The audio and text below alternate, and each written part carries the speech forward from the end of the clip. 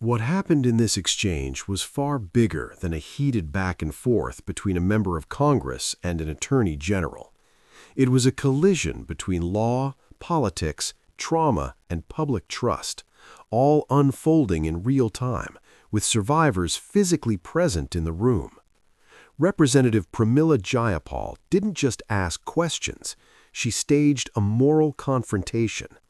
By inviting survivors of Jeffrey Epstein's trafficking network to stand and raise their hands, Jayapal's accusation wasn't just that mistakes were made. She alleged a pattern, that powerful individuals connected to Epstein were shielded while survivors were exposed. She cited a redacted email later revealed to involve Sultan Ahmed bin Sulam, a prominent international business figure, and tied that revelation to broader political connections.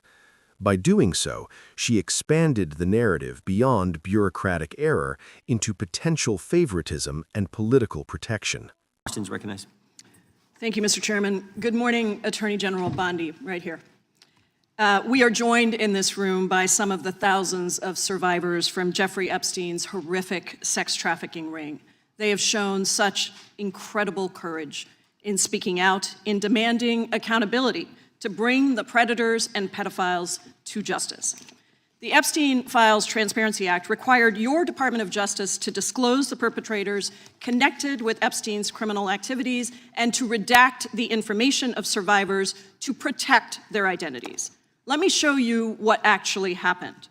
First, in violation of the law, your department has shown a pattern of redacting the names of powerful predators.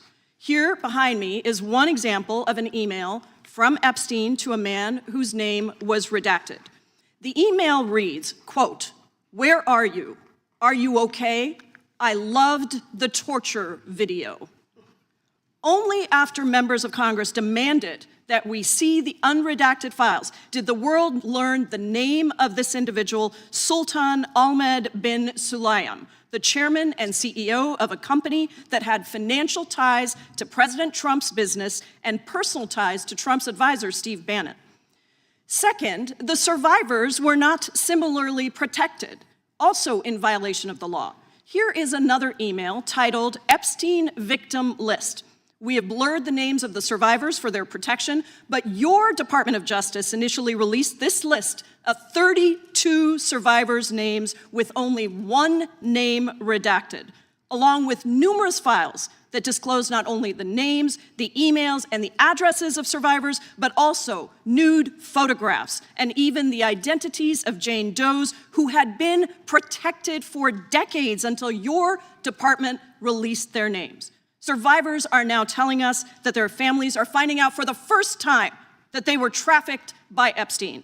In their words, quote, "This release does not provide closure. It feels like a deliberate attempt to intimidate survivors, punish those who came forward, and reinforce the same culture of secrecy that allowed Epstein's crimes to continue for decades."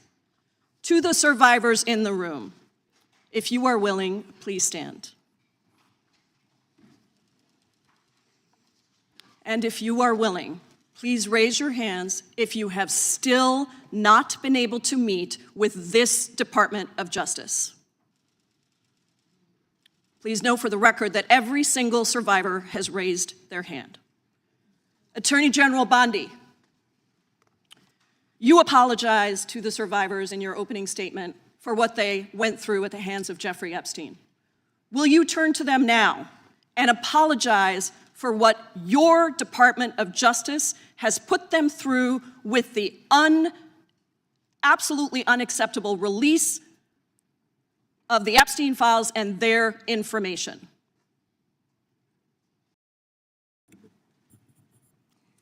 Congresswoman, you sat before, Merrick Garland sat in this chair twice. Attorney General Bondi, No, can I finish my answer? No, I'm going to reclaim my time because I asked you a specific question that I would like you to answer, which is, will you turn to the survivors. This is not about anybody that came before you. It is about you taking responsibility for your Department of Justice and the harm that it has done to the survivors who are standing right behind you and are waiting for you to turn to them and apologize for what your Department of Justice has done. Members get to ask the questions, the witness gets to answer in the way they want to answer. The Attorney General can That's respond. not accurate, Mr. Chairman. Because she doesn't It is like the my answer. time. So, Mr. Chairman, why I have asked didn't a she question. ask Merrick Garland this? I am twice reclaiming when he my sat in my time, and when chair? I will reclaim my continue to time, answer. it is Mr. Chairman, the my gentlelady's time. reclaimed I'm her not going time. to get in the gutter for her theatrics. The time belongs to the time belongs to the gentlelady. The gentlelady has 17 seconds. Thank you. You're not going to answer this question, so let me just Chairman, say I'll this. direct it to What a you. massive No, I'm cover-up. answering a Mr. question. Chairman, will you restore her time? The witness is I'm not interrupted. going to get in the gutter with this woman. Stop the She's time doing and theatrics. let me have my time. The gentlelady from Washington controls the time. The gentlelady has 17 seconds. You can proceed with your final Thank you. 17 seconds. What a massive cover-up this has been and continues to be.